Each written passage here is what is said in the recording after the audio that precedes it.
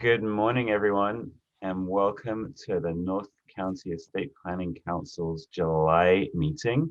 My name is Ollie Ben. I'm Director of Philanthropy for the Jewish Community Foundation here in San Diego.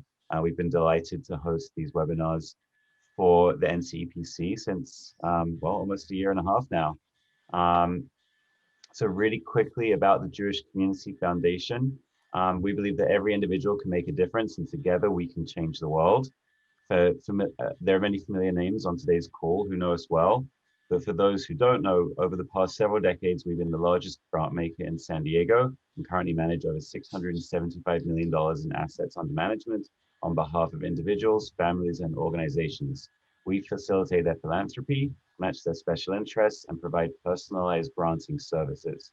We stay abreast of current issues locally and beyond and are very proud of a reputation of trust in the community.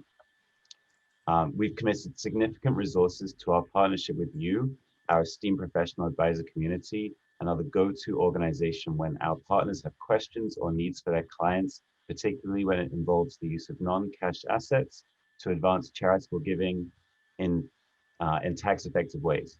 We are creative and inclusive, so please reach out and get to know us. Our signature program for professional advisors, the Trusted Charitable Advisors workshops are already underway for 2021. So you've missed them for this year, but definitely feel free to reach out if you're interested for the future. We are also something that's become increasingly popular that we do. We read very widely about nonprofits, the world of philanthropy in San Diego and beyond.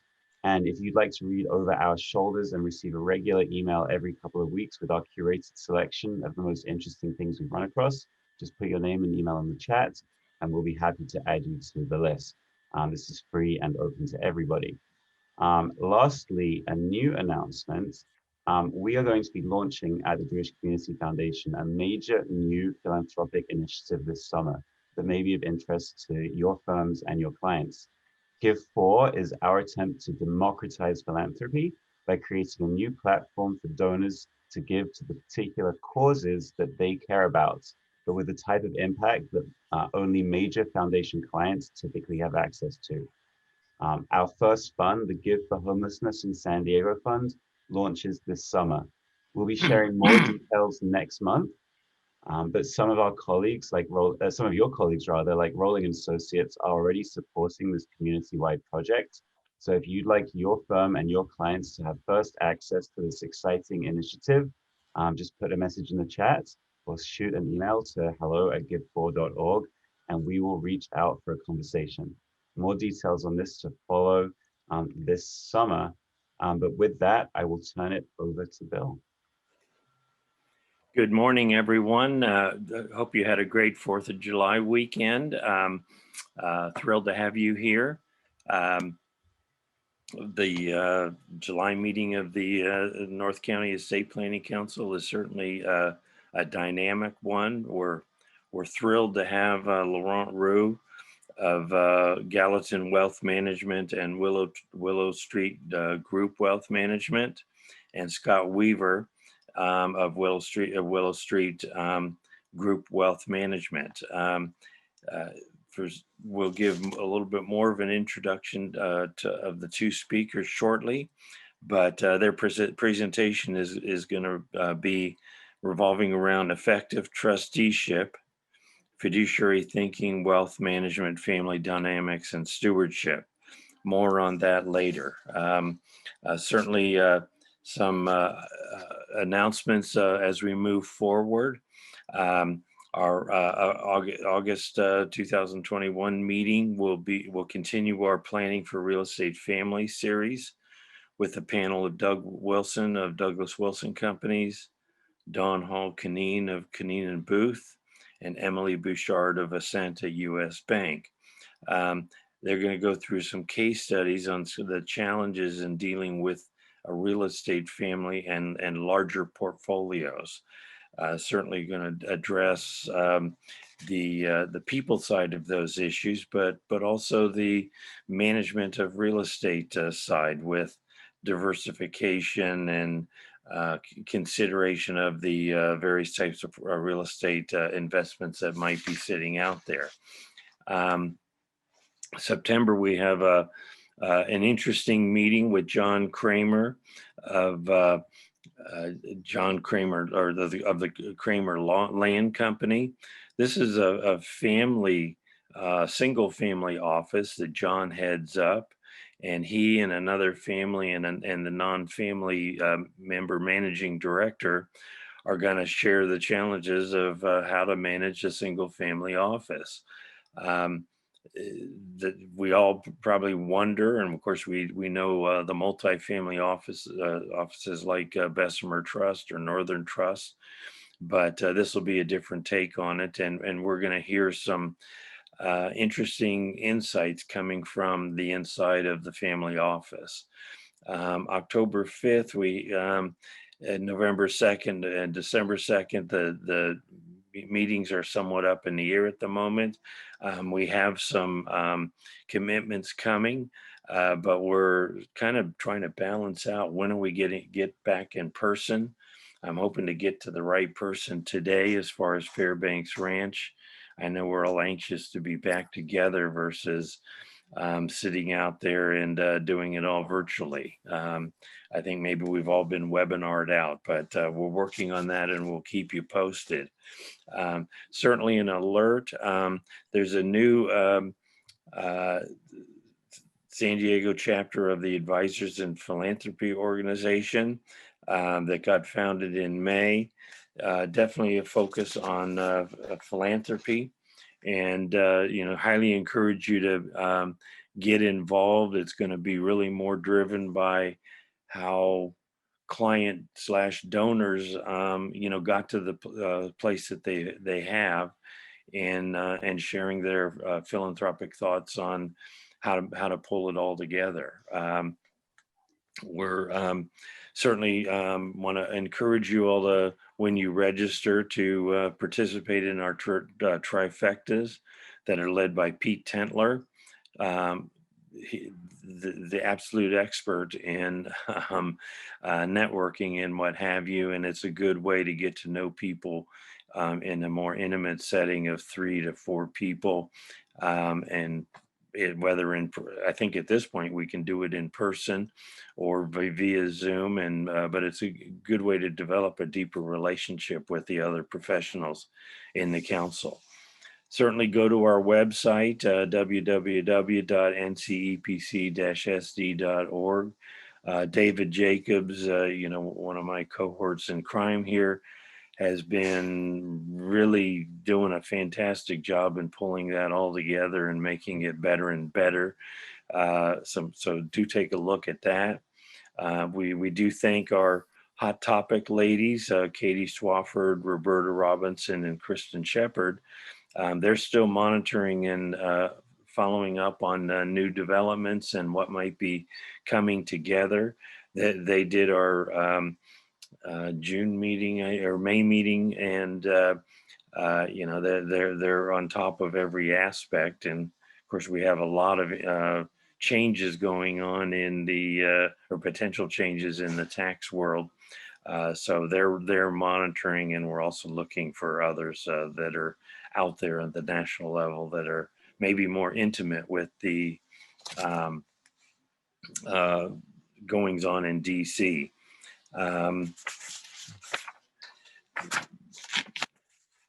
So really, without any further ado, I definitely want to introduce you all to our speakers today. I'm going to start with Laurent Roux, who's former graduate of the law school here in San Diego, and but he comes out of a large family of wealth, I think, and was intimately working in Pictet Wealth Management, which is, I think, a Swiss wealth management firm. But what really moved Laurent past all of that is he's a nationally recognized thought leader in the broad world of family governance, family business, and wealth succession planning, purposeful planning. His insights on the family dynamics, coupled with Scott's experience as chief fiduciary officer, will provide really many different considerations when you're working with your multi-generational families. I know that this is a challenge for all of us, though I think oftentimes we punt. And if you look out there, 90% of the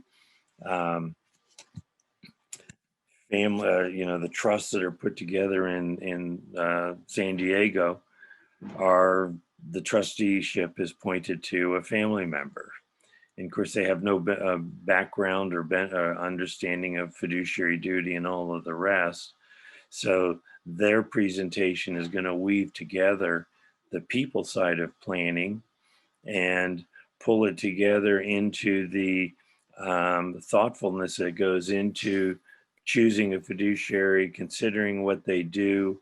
And of course, the presentation is going to look at, a single trustee, risk considerations, corporate, institutional, and private trust companies, and professional trustees, which we have a great cadre here in the council. The factors that we're going to address is, certainly start with choosing a trustee, but also including a discussion of what makes for an effective trustee beneficiary relationship, as well as, modern options for the fiduciary solutions, including directed trusts and private trust companies. So without any further ado, I'm gonna hand this off to Laurent Roux. And you all may know him from past presentations. He's spoken twice to the council. He certainly is one of the real experts out there in the country. So with that, Laurent, it's all yours. Thank you. Thanks, Bill, and thanks for the intro.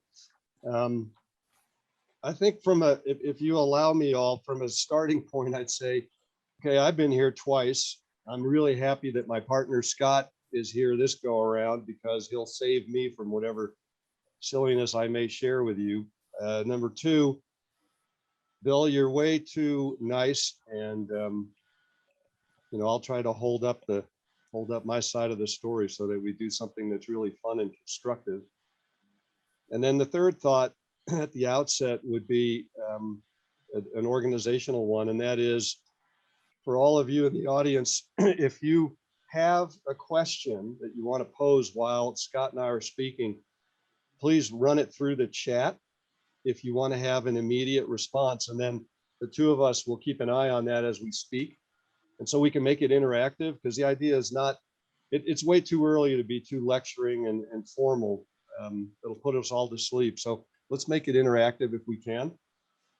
And then by way of introduction, the reason the subject matter is here and now, if we think about what's happened with families of wealth in the last, let's say, quarter century, there are some pretty monumental things that have happened and that are happening, and that all of you on this call are very well versed in and around, which would be, for example, the development of the private banking industry, the development expansion of the family office, whether it's a multifamily office or whether it is the creation of a single family office. There is the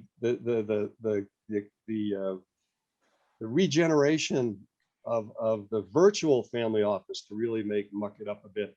But more importantly, and in parallel to all of that, we have a transitional movement going on between generations in these families of wealth that is as great as it has ever been in the time of humanity. The numbers are staggering, the responsibilities are significant, and families are really challenged by how they're going to deal with, the generation in Z or the millennials, even with themselves as boomers. And so the idea behind this presentation was to focus on something that we all talk about, that we all have thoughts and comments around, but that matters from the family perspective. So the idea that we had, Scott and I, would be that we would present this from two perspectives. One would be from the family. So I'm going to come at it from there.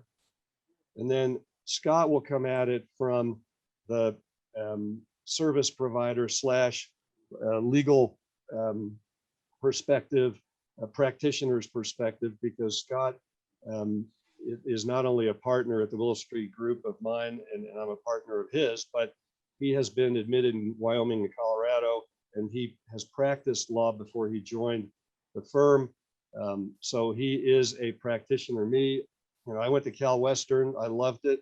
I loved San Diego, and I got hoodwinked into the family business, which is today a 216-year-old family wealth management business based out of Geneva with some 32 offices around the world, and runs about, I can't remember, but about 700 billion.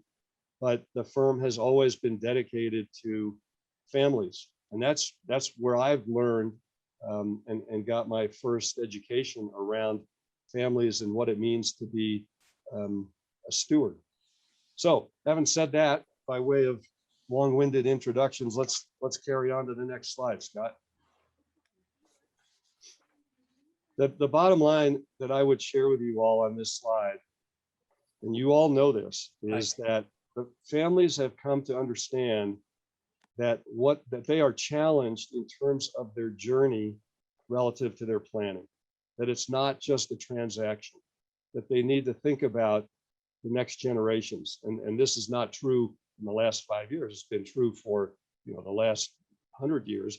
But the perspective that families have today is much different, simply because there's much more education and there's much more sharing of information with those families by way of all of you on this call, all of us, and the others that are in our world that serve families.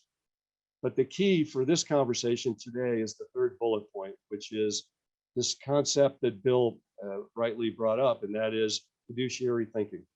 And what we have found in our practice in serving families is that there is quite often a lack of fiduciary thinking. And the key to quantifying that by way of the trustee is asking the question, to what extent is the trustee acting as a principal as compared to an agent? And I think that all of the attorneys in the room will certainly appreciate that distinction, i.e. the conflicts piece. All right, let's go to the next slide, please. So I have shared this with you all in the past. I think many of you may have heard and or know of my friend Dennis Jaffe, who lives up in San Francisco.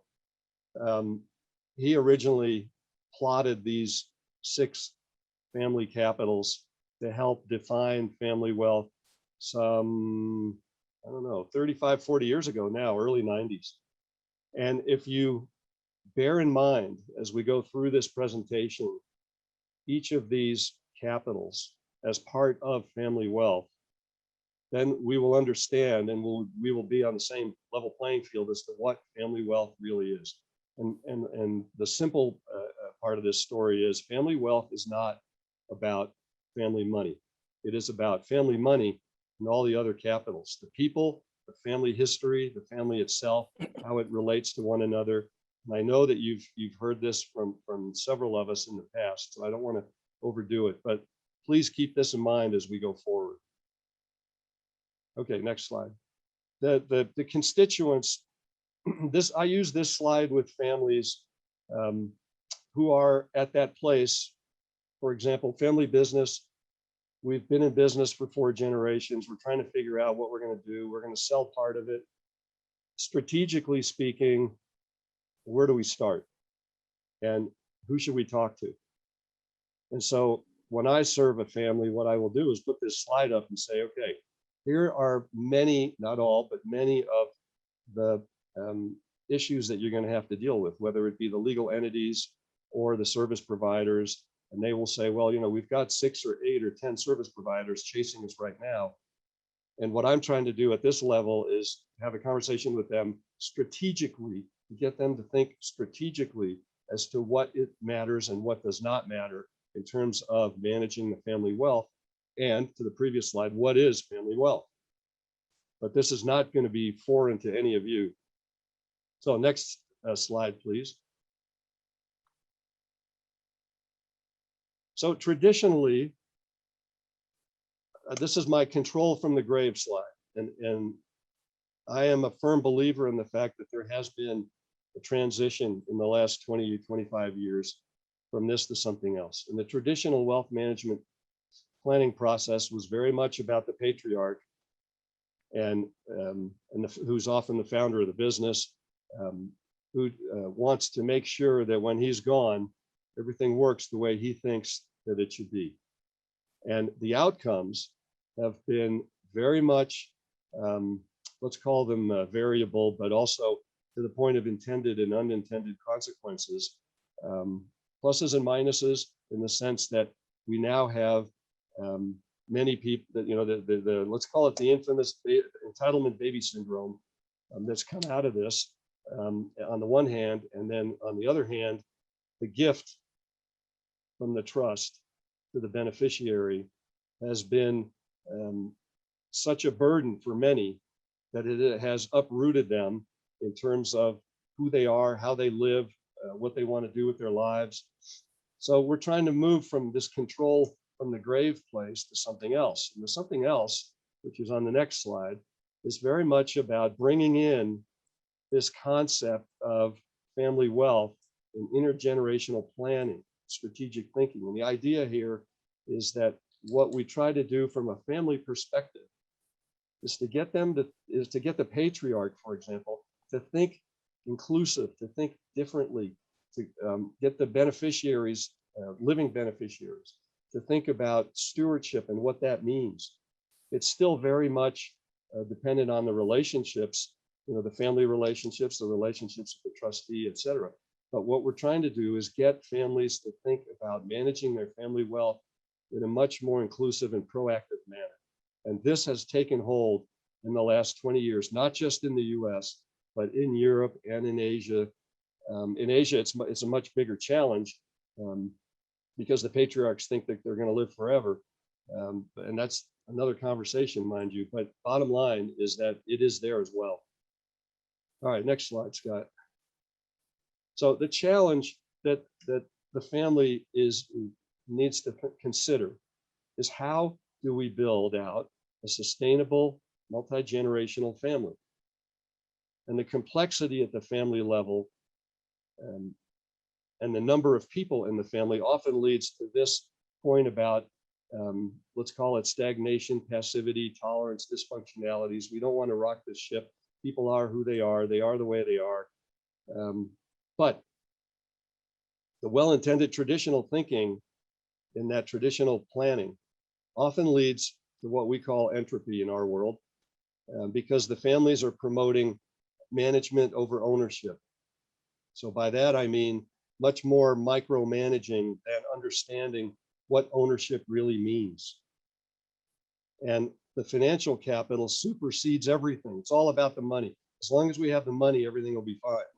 And all of you have been faced, I would suspect, with this conversation yourselves. But from the family's perspective, there is a question as to what the commitment level ought to be and how it ought to be. And of course, back to the patriarch comment, you know, the patriarch wants to be in charge and he wants to direct the family because he knows how things are going to be.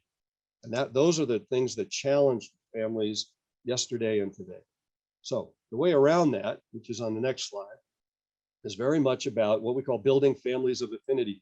And for those of you who are familiar with Jay Hughes and his thinking on family wealth, he is the one that postulated families of affinity to promote responsible and lasting ownership. And the point here, of course, is that you are looking at the people and you are trying to build successful families by way of the infamous values, mission, and purpose conversation, so that you get to a place where there is this social compact that reflects shared values.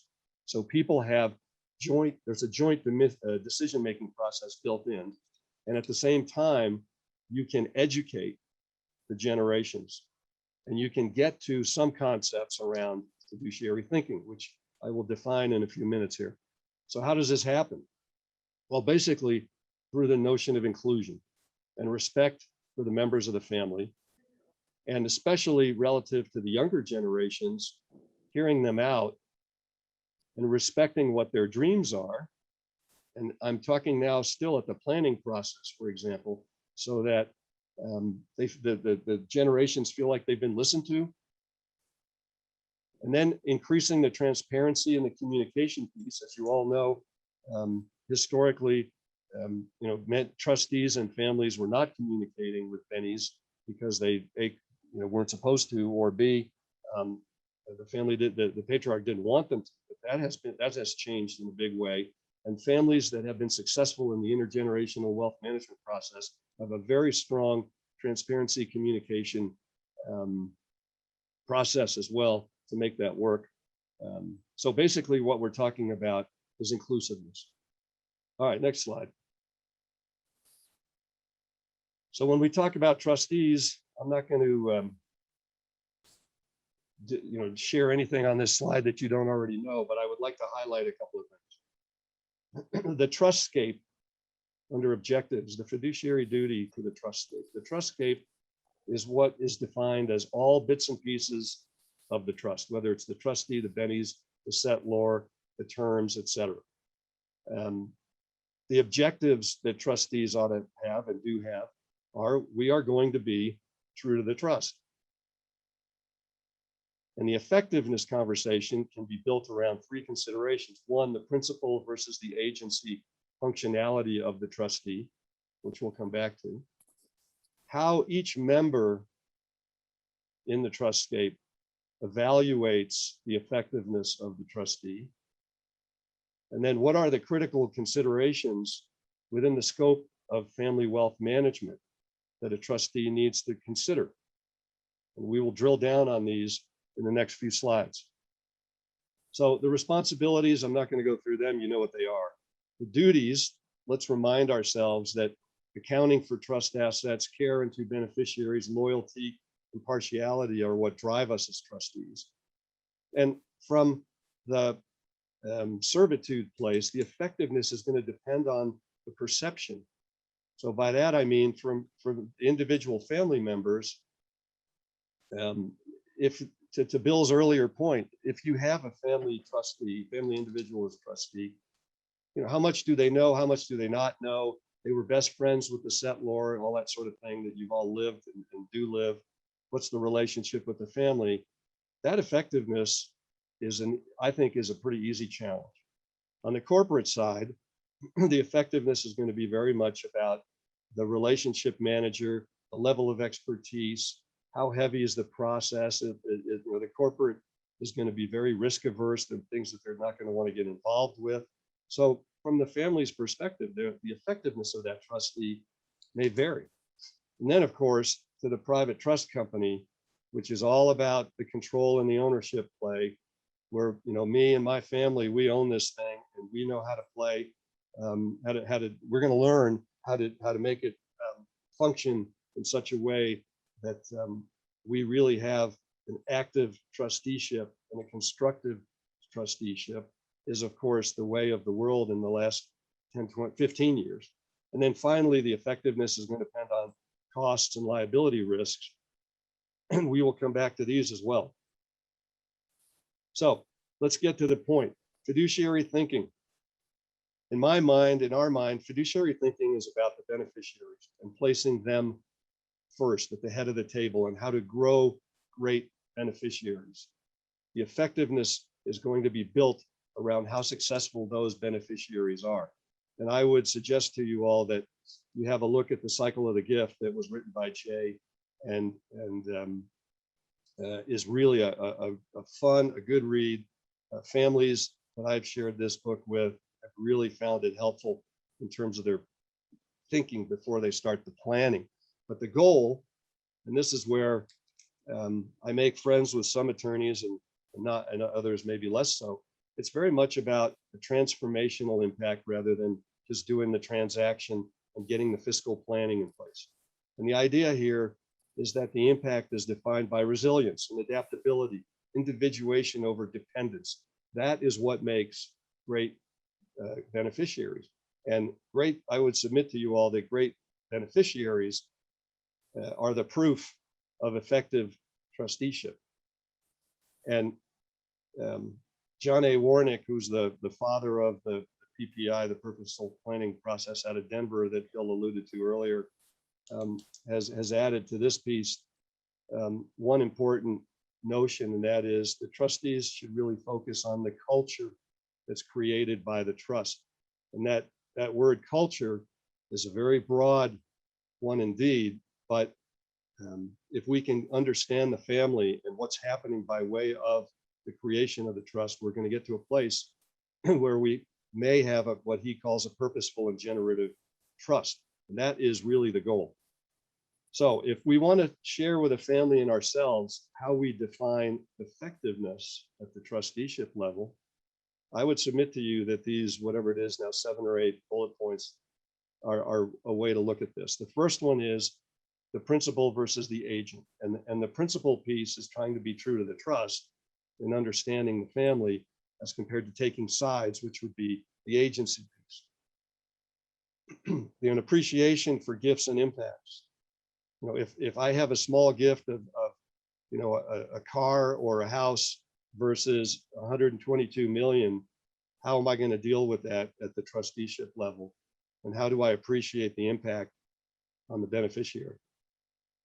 Perpetuating values, meaning and purpose.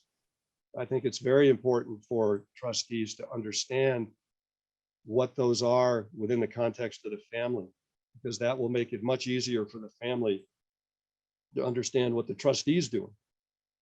Respect for transition in families. We'll come back to that later, but we all at the trusteeship level have had to deal with you know, the gold digger third wife, or the split between 2 siblings. Those are complex, and they need a lot of attention, and oftentimes they don't get enough attention. Understanding the beneficiary as a person. Who is this person? How do I deal with them? Am I dealing with them adequately? Understanding the societal impact strategy. That is really big in the young rising generation today. Some of you may have had this situation where one of those beneficiaries will simply stand up and say, you know what, as far as I'm concerned, I want to give it all away. How do we deal with that?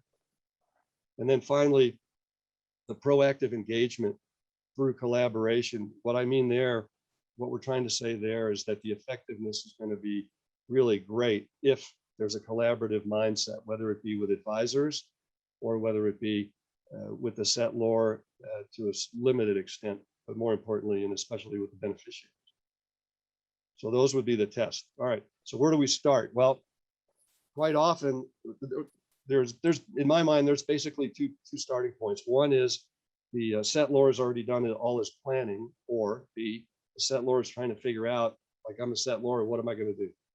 And what we try to get the settlors to think about, whether they are starting out in their planning process or they are decanting and moving trusts from one place to another, is to get the settlor to ask questions of themselves, which are some of these that we've listed here.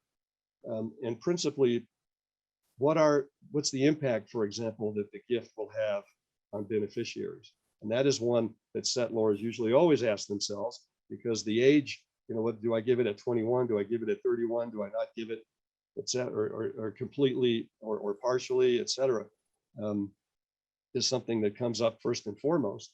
But there has to be this self-awareness and questioning as to what am I trying to achieve. One of the trends that we've seen that's an important trend and that successful families have implemented is this notion of sharing the planning process with the beneficiaries and trying to get their input, so that the and don't get me wrong, the settlor is going to make the final decisions on any of these things, but at least understanding what motivates and what's important to the rising generation members. Next slide, please. The The distribution conversations, I'm not going to go too much into this other than to share the following notion, which is this communication piece at the discretionary level. We have found to be really important, and there's not enough of it. And if we share that idea with the settlor, the question becomes, what does that process look like? And Scott, maybe you want to play a little bit with this. Yeah, certainly, Laurent. Thank you. I want to make one comment on your prior remark first, and that is that all of these conversations take time. And particularly for the attorney who may be leading the conversation, who may be, saying, let's think strategically about this. For a client, they need to see the value in this conversation. So I think it's really important to frame that, look, we're talking about multi-generational wealth transfer. And in Wyoming, a dynasty trust can last for 1,000 years. So there is some importance to really thinking strategically and doing some of this introspection work, even though I think the pressure is, hurry up, let's get this done. We've got a tax deadline, we've got an end of the year deadline, whatever. But putting thought into this type of wealth transfer planning makes a huge difference. Laurent, to this question, thinking through the question of how should we be structuring distributions, how should we be building the trust to incentivize the type of collaborative and proactive family environment, to empower beneficiaries, but also to properly structure the incentives. I'm a big believer in trustee discretion. And the reason is because mandatory distributions, I think, make the beneficiaries a receiver of wealth. There's not any process or purpose that drives the distribution decision. It's merely, once a month, once a quarter, once a year, I get my check. And so it makes it very easy to be disengaged, and it creates a very passive culture amongst the beneficiaries. I think discretionary distributions to the alternative enhance the trustee beneficiary relationship because they require the beneficiary to communicate. They require the beneficiary and the trustee to have an ongoing relationship. They require the trustee to get to know the beneficiary, to actually ascertain, is this in the beneficiary's best interest? What's the purpose? And they also give the trustee an opportunity to do some education, and vice versa, where a beneficiary can let the trustee know, this is what's happening in my life. These are my needs. These are my plans. These are my goals. These are my dreams. And the trustee can say, all right, the trust is a resource to help you accomplish those. This is the information that I will need in order to satisfy myself as trustee, or satisfy our firm in the case of a corporate trustee, that yes, indeed, this is a proper distribution. So I've always been in favor of trustee discretion. And I think it's also essential that the trustee ask questions to the extent they can of the settlor about their intentions. To Laurent's point, a letter of wishes, or a preamble in a trust, or even some family charter, family constitution that helps the trustee understand, all right, this is what this family has in mind. This is what the family wants to accomplish individually and collectively. And thinking more broadly in terms of distributions as a means to accomplish those family objectives, I think really puts the trustee on the path to success, both in terms of accomplishing the purposes of the trust, but also empowering beneficiaries. Okay, so let's go to that. That's a good intro to the next slide. And the thing that I would share relative to to this slide is, and I don't know, maybe you should run with this, but the bottom, in fact, you should run with this, Scott, but I would simply introduce this slide by saying that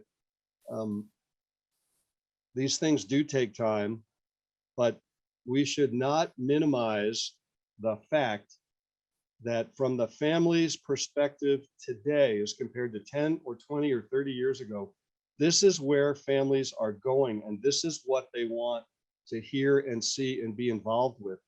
And the service provider that is working, whether it's a consultant or an attorney or a CPA who understands the concepts, or that concept, excuse me, is going to go a long way in terms of the relationship and the value of their service to that family. Mhm. So Laurent, I mean, I think the part of this slide, the context here is that anytime you're meeting with a beneficiary for the first time, it's the opportunity to create a first impression that's positive, that's collaborative, that's a trust building exercise. But I think it's essential to remember that anytime you're meeting with a beneficiary for the first time, or beneficiary is meeting with a trustee for the first time, that's coming out of transition. Either there's a new trust or there's a change of trustee. Maybe the trustee had a good relationship with the prior trustee, maybe it was bad. Maybe there's been a change of a transition event in the family, you know, the death of a family member, a marriage, a divorce, a birth. Maybe the beneficiary has just had a significant birthday where they're now able to have more information about the trust. But regardless, understanding that the beneficiary is coming to this meeting in a point of transition in one form or another, I think really matters. Obviously, meeting with beneficiaries is really important. I think Laurent's shared some leading practices here on this slide in terms of ways to prepare, you know, schedule it, do it in person if you can, have an agenda, and have some homework where both the beneficiary and the trustee has some reading.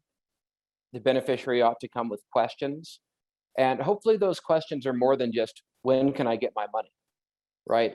Because if that's the case, then you have that, I mean, that's informative. It gives you a sense of where the beneficiary is starting. But the trustee ought to be prepared to share the reason why the trust exists, his or her understanding of the family's culture and values, the purpose of the trust in the first place. And that really is to the second set of bullet points here, is there's a lot of review and prepare here in terms of understanding what is the trust, what are the considerations to be a steward, and also understanding about the beneficiary. What makes them tick? What is their understanding of the family purpose and values? Do they agree with it?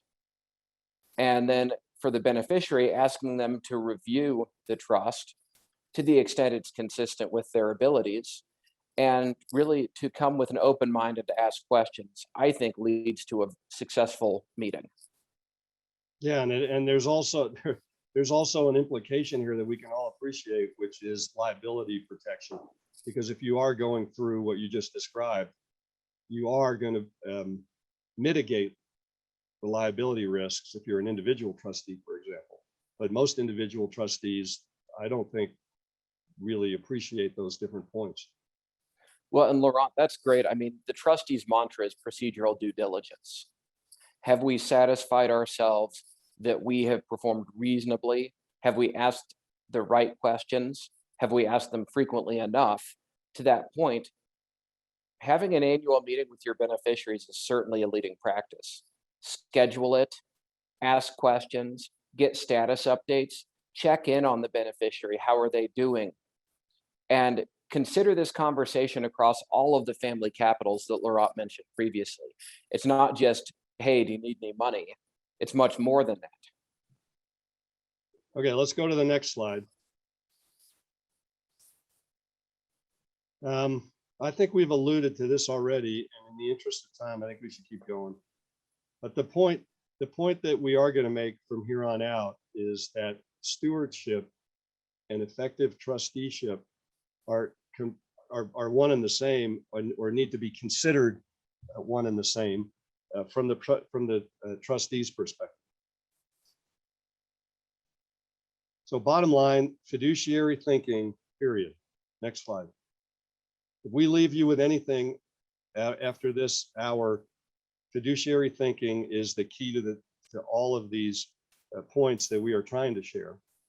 From a family dynamics point of view, and I know that we're all involved in this to a certain extent, and maybe more depending on how we work with our families, but effectiveness through respect for the family and its members and how they interrelate is part of what I call an appreciation of their cultural journey. Because from a dynamics point of view, each individual has been affected in some way by the family history, by their education, by their parents, and all this sort of thing. But understanding that interrelationship really helps the points that Scott was making earlier about how a trustee can appreciate the people that he or she is dealing with. And that is going to matter in terms of the relationship. And if the relationship is a good one, as compared to just simply, saying, look, this is how it is, and being what I would call a structuralist, it's going to be a more constructive outcome. There will be a more constructive outcome. Laurent, I would just add there that, look, it's about trust. Do the family members trust each other? Can they operate in a framework where there is not a suspicion or even a paranoia about what people's motivations are? And so to the extent you can engage in those trust building exercises, either among the family members or at least between each individual advisor and each family member. So at the end of the day, the rising generations and the aging generations, trust one another, that they have the skills, aptitudes, abilities, and will rely on their advisors. And to me, that's the single biggest indicator of whether or not a family is going to succeed over the long term, is a high level of trust between the family members and their advisors. Okay, next slide. This is not going to surprise anybody because we're all faced with it every day, whether it be being a parent or having been children. But within the context of what we're talking about here, an effective trustee is going to consider this very first bullet point about what is this family's attitude and behavior towards money. That is a very big deal, especially, for example, if we went up to Silicon Valley and we have, the first generation who founded the business and who's made a lot of money, trying to figure out or deal with the children and what that wealth means to them. I'm always, as a different example, I'm always reminded of when I was living in Hong Kong and some of the kids that were going to school with my children would be, there'd be two of them in the back seat of this Mercedes 500 being chauffeur driven to school. And the question I would ask myself quite simply and naively is, what is the impact on these kids of that behavior pattern? And what does it teach them about the value of money or having money? Bottom line is that considering how much from a holistic point of view and the impact on the beneficiary is really, really important in the planning process, but also in being an effective trustee. And the focus on what I call here, the focus on qualitative, enhancing, not subsidizing life is extremely important. And Laurent, I would just add there that those attitudes towards wealth begin at such an early age, to your point. That's grade school. And so acting with intention and purpose, and sometimes those conversations, these conversations happen after a lot of those family behaviors are already well instilled. So it becomes about, well, is this sustainable for future generations? Okay, let's go to the next slide, Scott. After this one, we've alluded to this one. Yep. This is one that all trustees have a lot of fun with, which is the transition conversation, whether it be marriage or divorce. What I would share here from a very practical perspective is that, for example, in the case of marriage, I've seen several great outcomes where the trustee and the family, and for example, the fiance, the potential spouse, will sit down together and have a conversation, well, actually several conversations about who the family is, what its history is, the fact that this potential spouse will be allowed into the family and how that's going to work, and where, excuse me, and where the boundary lines are, has made for a really good process. And those of you who are helping with prenups are going to think, okay, well, this guy is telling us everything, but not bringing up prenups. Well, the successful situations that I've seen and I'm alluding to, no prenup. A whole different perspective by these families that I've worked with no prenup, but they've taken a different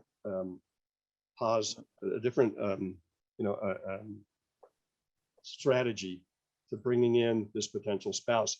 But from the trustee's point of view, from the effectiveness conversation, understanding how that transition can work can go a long way into making a great family.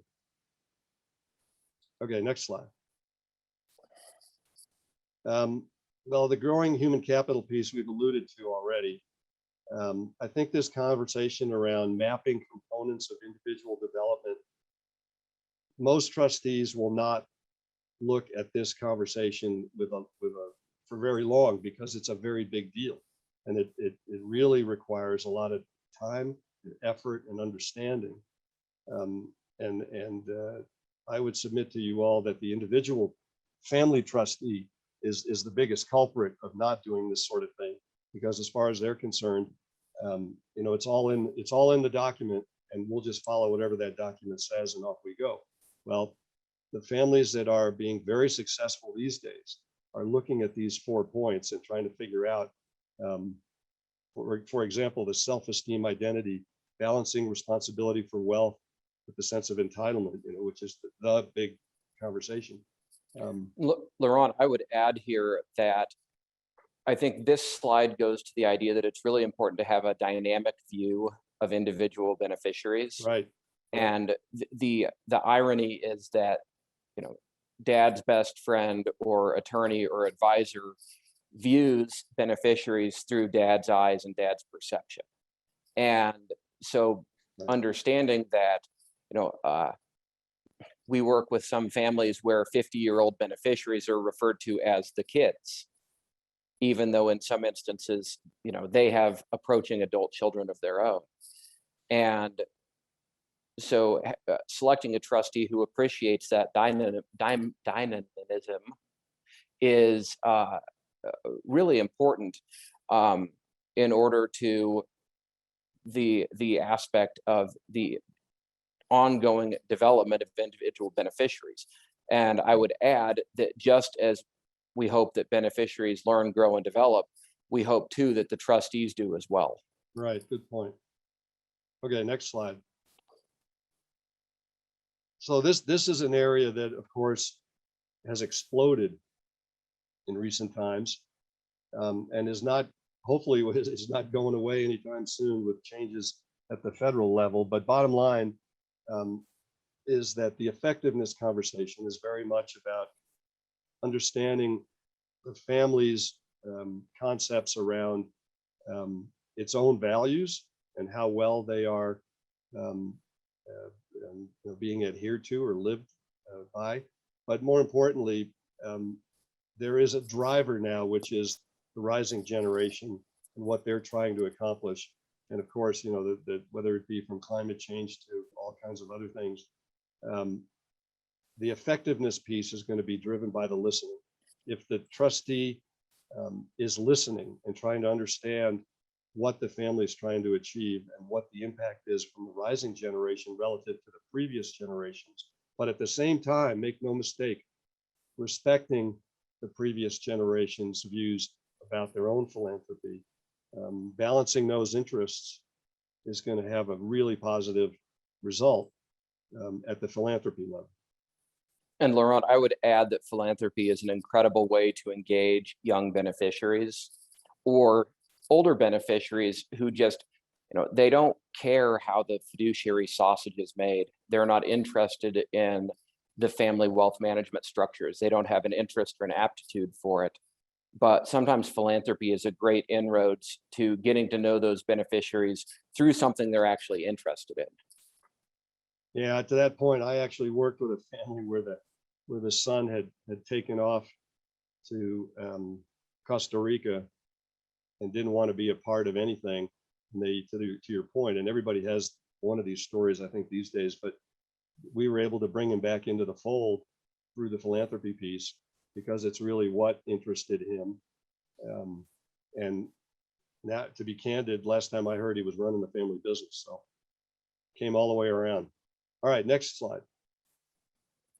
Structural capital. So this is one that has gotten a lot of attention in recent years to the point of the private trust company. And I know that Bill has brought in one or two of our friends to discuss the private trust company with all of you from a key, from a definition point of view, whether it's governance, council, board, or even the wealth management piece itself, you know, a single family or a multifamily office relationship, those have to be taken into consideration. But the key, if we drill down to the effectiveness piece, is what I call proactive collaboration. So the extent to which the trustee, whether it's an individual or the corporate or the PTC, can actually work with the family and understand what we've been saying for 45 minutes about the family and its members, the stronger it's going to be, the more effective it will be. Okay, next slide. From the advisor's point of view, we think there needs to be a lot more support and education of the family members. And there has to be this governance concept, which we call rules of engagement, so that everybody knows how that's going to work, especially if there are multiple advisors. And if there are multiple advisors and there is that collaborative exercise, the end result, the end game, is very, very strong. Now, if we throw in the family office in this conversation, whether it's an individual or a corporate or a private trust company, the big issue becomes the communication piece and how effective the family office and the trustee are working together. And we've seen situations where on the one hand, they are not, but on the other hand, they are very much in line. And the ones that function well have a great communication process. And there's a number of ways of building that out these days. But it's very much about the individuals and how they work together. But creating some rules of engagement is very important to this process at that level.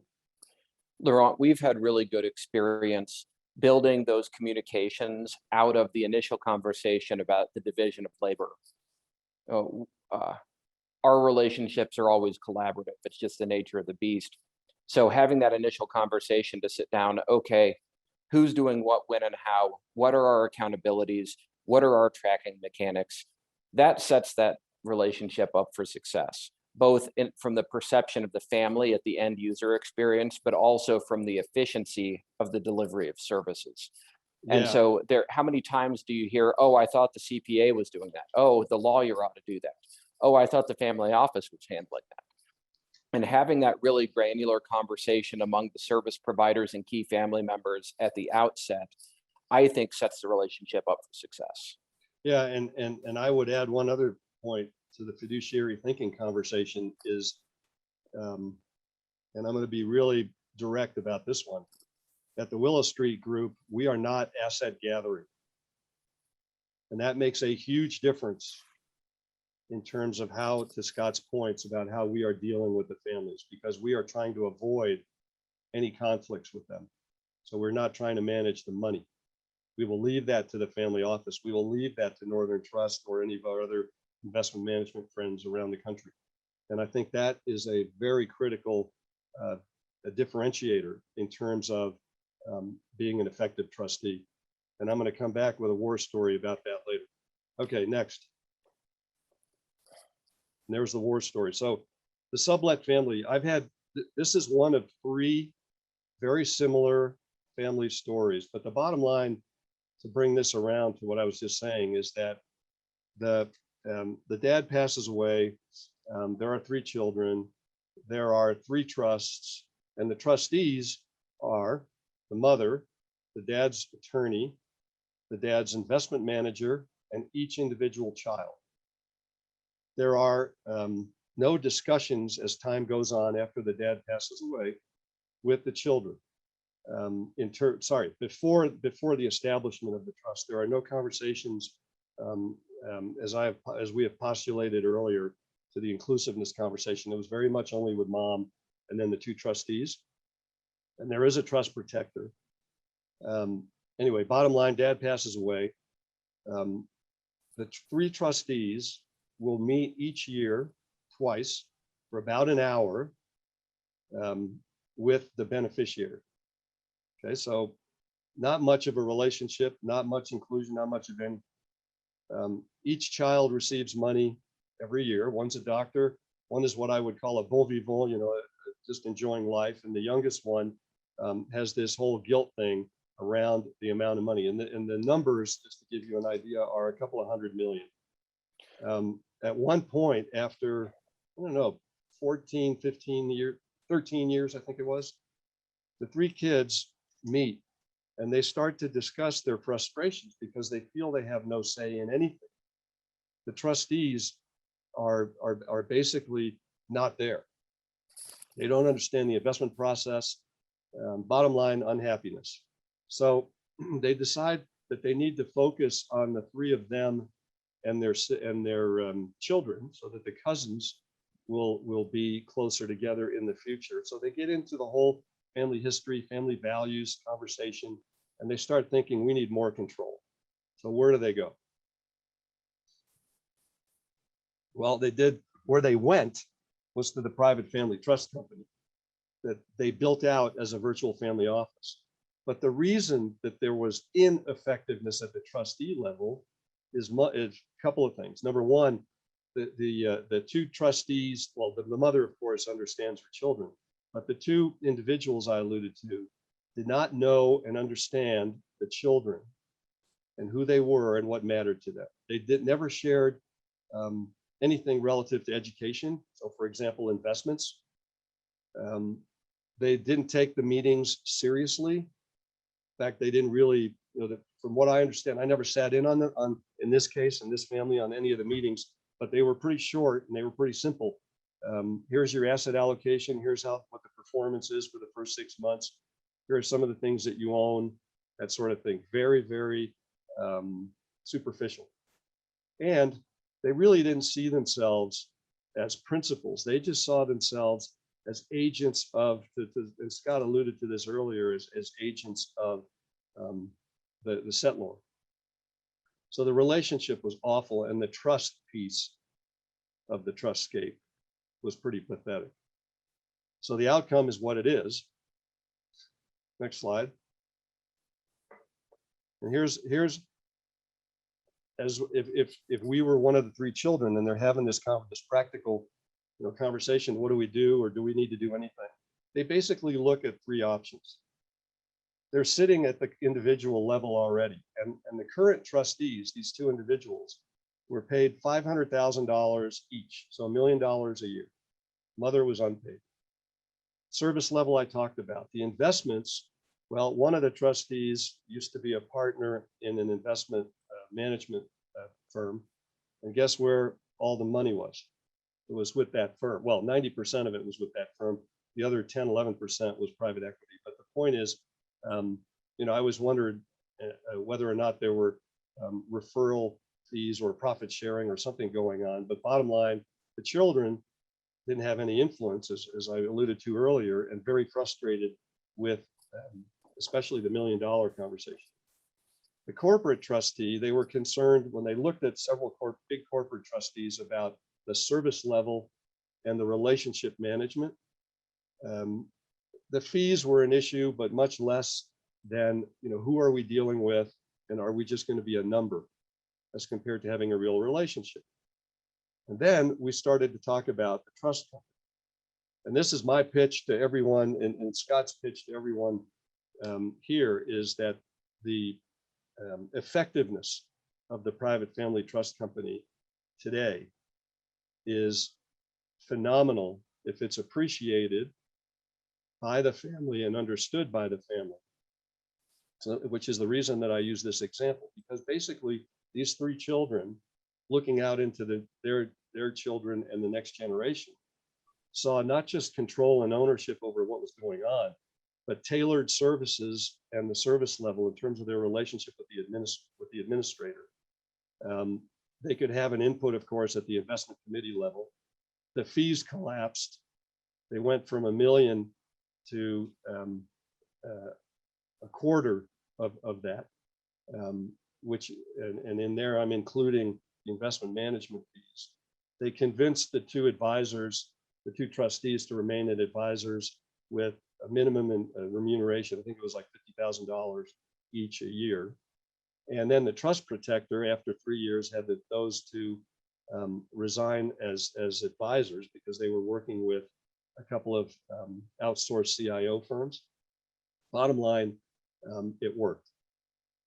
Next slide. So I'll leave this one to you, Scott.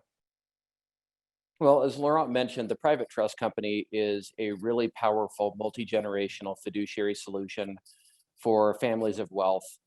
For so long as those families have the trust, they have the individual and collective buy-in to the structure that leads to respect for the structure.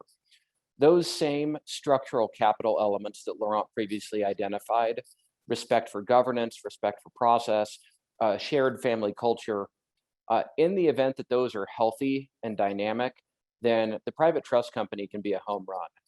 So benefits of the private trust company include enhanced control and ownership. So at a very basic level, a private trust company is a business entity that is owned and operated by the family and key advisors. So anytime a family of wealth is having bad experiences with trustees, they're overpaying an institutional trustee for services they're not using, they have family member trustees with no apparent successor, then the private trust company can be a great solution.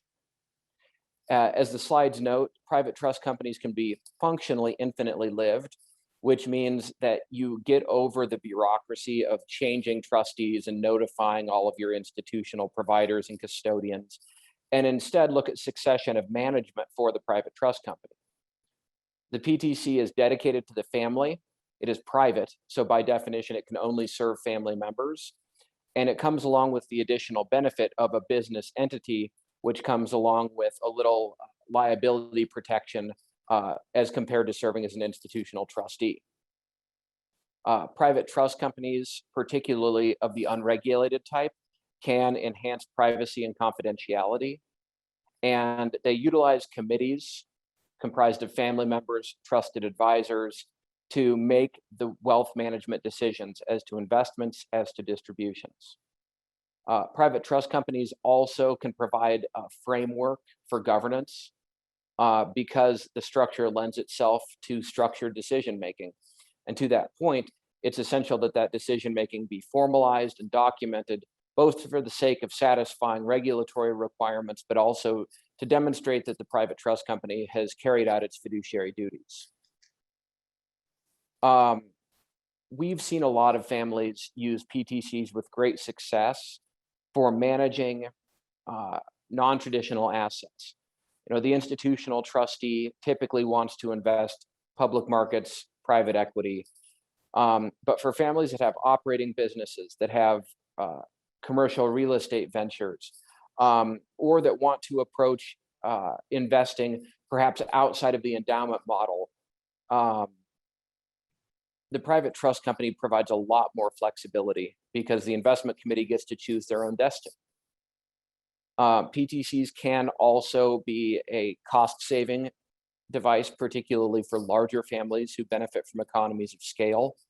And this ought to be self-evident insofar as the private trust company is operated for the benefit of one family.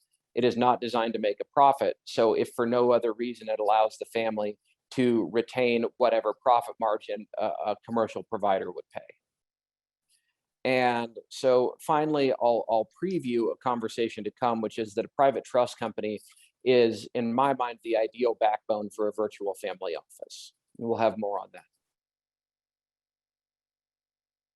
Yeah, and I don't know, Scott, I don't know what we think because you and I haven't talked about this recently, but we think about Archegos and that scandal, that family office scandal, and the impact that the SEC could have on family offices and registration, et cetera.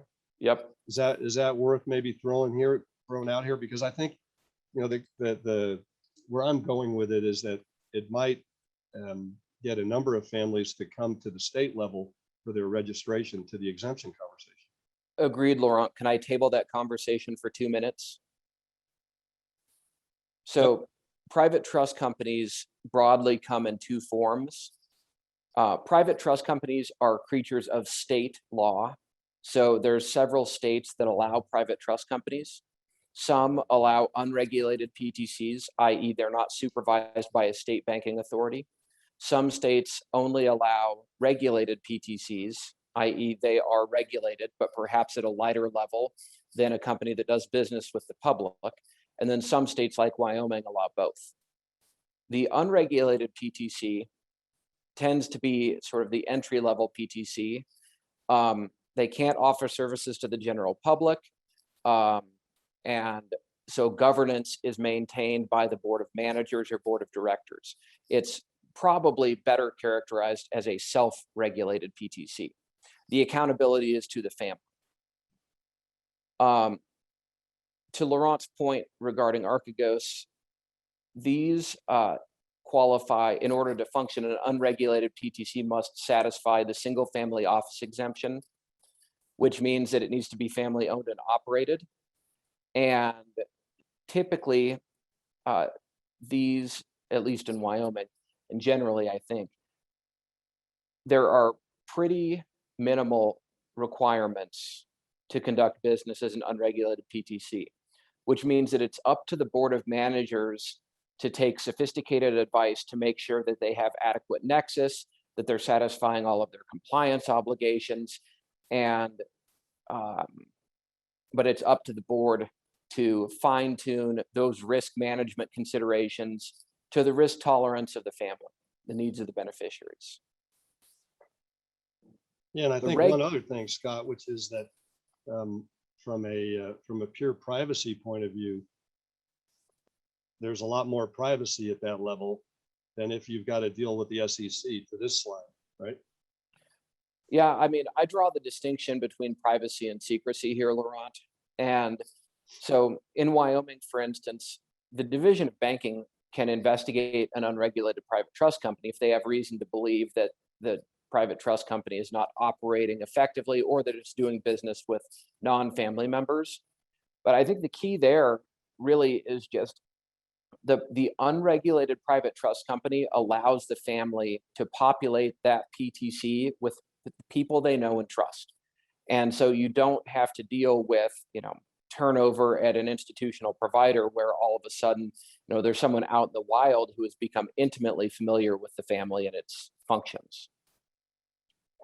So the regulated private trust company is supervised by a state division of banking. It comes with all of the structural benefits of a private trust company, but it comes along with some additional capital requirements, varies state to state. It does offer benefits in terms of nexus and connectivity with a state because you do have a periodic examination. But the key here, to Laurent's point, is that as the SEC continues to evaluate single family offices and how they ought to be regulated, the regulated private trust company is a state chartered banking institution. And so typically it will not be supervised by the Securities and Exchange Commission because it has a state level regulator. So for many families who don't qualify for the single family office exemption, they're looking at either, do we form a private trust company that's regulated by a state, or do we register with the SEC? And different families make different choices based on their operating needs. But I think that a lot of families view state regulation as the way to go. And in the event that there are changes to the single family office exemption and family offices become subject to enhanced regulatory scrutiny, then looking at a state chartered PTC as the framework and the backbone for the delivery of family office services, whether it's bricks and mortar single family office or transition to a virtual family office, it's a very powerful planning opportunity in an uncertain regulatory environment. And it's got a And- very, and bringing it around to the effectiveness conversation. Yep. As you've just described, it is hugely effective. Yeah, Okay, we've let's go to seen, the next slide. yeah, we've seen a number of families have great successes with private trust companies. And again, the driving force there is families that respect the governance process, Yeah. families that understand the purposes of the trust, and families who have identified advisors to help them along the way. So this is just a flow chart of what a PTC could commonly look like. And I'm going to start at the bottom, which is the trusts. These are example trusts, and the trustee of those trusts either is or becomes the private trust company. So the private trust company has to satisfy all of the duties that any other trustee would. They have to prudently manage the assets, they have to evaluate distribution requests, and they have to do all of their administrative work. That is the compliance, the record keeping, the reporting, the tax payment. So the private trust company is owned by typically a purpose trust, which is a trust formed for the single purpose of owning a PTC. Typically, that's done to solve the question of ownership succession, i.e., you don't have to transmit the equity as part of someone's taxable estate. And then the management of the private trust company is carried out by directors. Sometimes those are family members, sometimes those are trusted advisors. Frequently, it's a combination. And the IRS has given, I would say, scant guidance on what needs to be done structurally in order to make sure that this is viewed as an independent trustee for tax compliance purposes. And that's IRS Notice 2008-63 lays out a default structure that the IRS says is going to work. And that includes an investment committee that makes investment decisions, a distribution committee, and care needs to be taken when populating the distribution committee to make sure that there's an appropriate number of disinterested persons, or that there's some recusal rules in place to make sure that, for example, settlors are not discharging improper distribution authority. And then there can be other committees. Oftentimes we'll see an amendment committee that controls amending the PTC structure process for tax compliance purposes. There can be a beneficiary engagement committee, a philanthropy committee. There can be different investment committees for different assets. So for example, we work with one family who has a different investment committee for the family-owned businesses than for the financial assets. But the key here is understanding, who do we want to populate these structures? Are there any sensitivities from tax compliance purposes? And then engaging in some thoughtful education and succession planning of the rising generation, so that, for instance, a younger beneficiary might participate beginning on a philanthropy committee, graduate into a non-voting role on an investment committee, and then ultimately become a member of the investment committee as their sophistication grows. So by way of the next slides, and in light of the fact that we've got about 8 minutes, Scott, I'm wondering if we shouldn't bypass this slide. Yeah, I think so, Laurent. Okay, and then maybe pick one or two of these common PTC pitfalls and highlight them real quick. Yeah, I think the two keys here, number one is the poor compliance. And what this really comes down to is failure to respect the structure. So you're not following your formalities, you're not holding annual meetings, there's not a good delegation of duties and understanding of who does what, when, and how. The other would be poor integration and lack of family buy-in. And the next slide, poor communication and coordination. So really it comes down to having some leadership, whether it's from the family or from the professional advisors, to make sure that everyone who is engaged in the PTC structure has the interest, the aptitude, and the support they need to make the thing go. Okay, and then if we go to the next slide, that drills down what you just said. Yep. So I think we ought to just leave that one as is. And then we ought to either highlight 1 or 2 points here. But I think the relationship between the PTC and the family office slide might Yeah, I be of think interest so. to a number of people in terms of how they work, and then maybe hit on the virtual family office conversation, because the virtual family office has been around for 50, 60, 100 years, depending on the family. But today it's been revived in the last 5, 10 years as a real option relative to working with it from the family perspective, working with an MFO or spending a lot of money on a single family office. Agreed. So I think the key point is the interplay between the PTC and the family office is that their incentives need to be aligned. They need to be communicating well and both acting in furtherance of the PTC. So it's common that the family office is retained either as a service provider to the PTC. There's some shared infrastructure. Really, the key is thinking procedurally and thinking, how can we continue to enhance efficiencies between these two organizations to minimize duplication of effort and therefore duplication of fees. The PTC is a virtual family office. As Laurent said, a lot of families have virtual family offices and don't know it. They have this constellation of service providers and administrators. And so really what they have is an outsourced family office. They've decided to rent rather than buy all of these services that the family relies on. And bringing those all under the auspices of a private trust company has a couple of benefits. Number one is it solves a lot of the expensive HR issues from running an actual family office. It allows service providers to engage at the appropriate level, but it really minimizes people who are formally on the family payroll as their primary source of employment. It's a great alternative to a single family office, an MFO, and others, because it allows the family to set their own policies, procedures, guidelines, and dial up or dial back the risk management based on the family's needs and activities. And the PTC also provides a really good framework for performance monitoring and the delivery of specific services that typically would be run by a family office. So long as you have, again, a respect for the governance process, a clear understanding of who's doing what, and you adopt that process discipline to make sure that there's the right level of leadership and engagement from contributing family members, service providers, etc.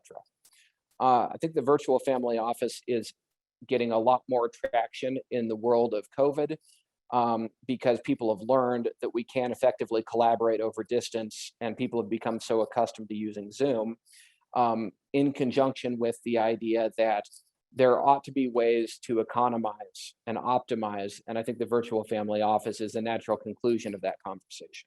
Yeah, and it's from a financial point of view, it's much cheaper. For those of you on this call who are interested in this whole conversation, I've written an article that's going to come out in the International Family Offices Journal, I think next month or in September, I'm not sure which, but that compares SFO, MFO, VFO, and includes the PTC. So that's just in case you want to read, like a long-winded version of all of this. Okay, let's go to the conclusion slide, because yeah, there we go. Scott, if you had to pick one of these bullet points as really the important part of trustee effectiveness, what would it be? Well, Laurent, it's the same point we've been making all along. It's fiduciary thinking. So to the settlor or to the family members, choosing the right fiduciary, because you can have the best lawyers on the planet and the smartest CPAs doing your taxes every year. But if the fiduciary doesn't get the family, none of that matters, because the beneficiaries will be miserable and they'll work to break or unwind the structure.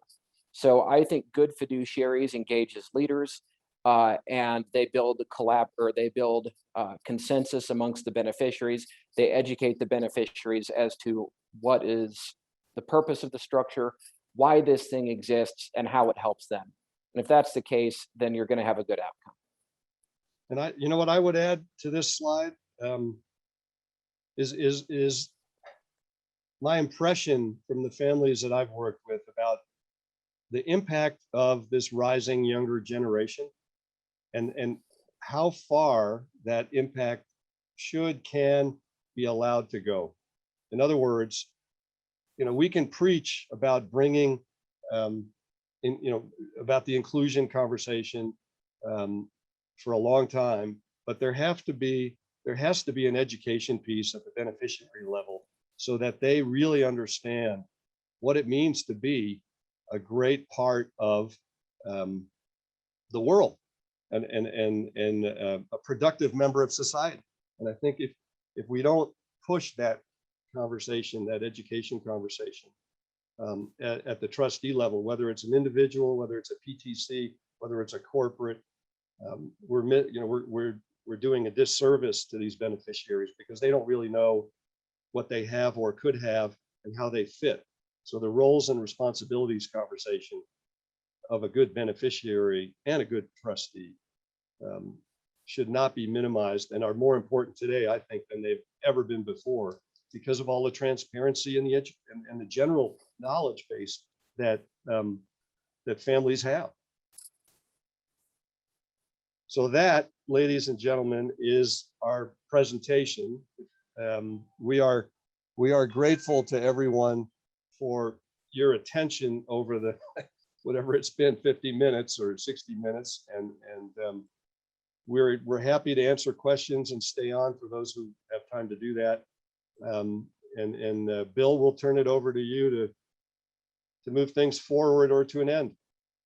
You bet. Hey, thank you, Scott. Laurent, it's a fantastic presentation. And I think the most important piece is the blending of the trust administration, trustee selection, and what have you with the family governance and the much more complicated people issues that surround that world that you work in every day, Laurent. I'm not seeing any questions pop up, but everyone has your contact information, and they can certainly reach out to you directly.